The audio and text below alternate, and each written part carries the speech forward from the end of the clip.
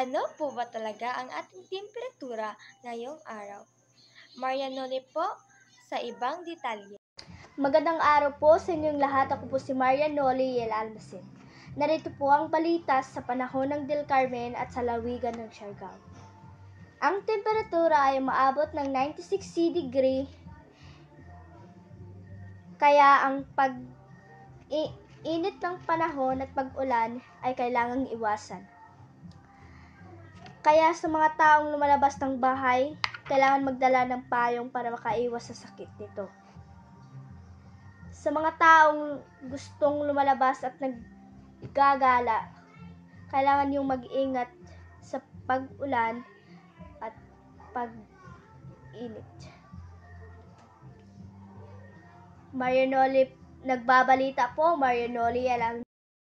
Ngayong araw, bibigay namin sa inyo ang pinakabagong edisyon ng ating palabas. Ang pagkapanalo ng ating mga nagagalak na Carmelas, Jean Cordelius. Mount Carmel School of Siargao Incorporated pumunta sa San Benito para makipagkumpitansya sa RSPC na gaganapin ngayong February 9.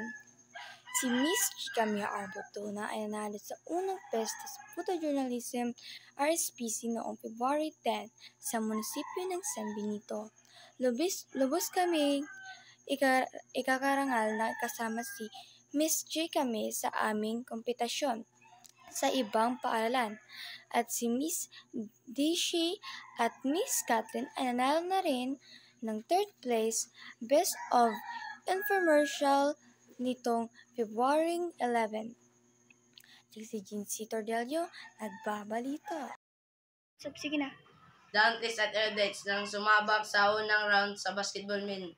Nang magsimula ang laro ay mapayapa ang paglalaro ng mga Eardettes dahil sa tingin nila ay mananalo sila at mayroong score ay 12 out of 10.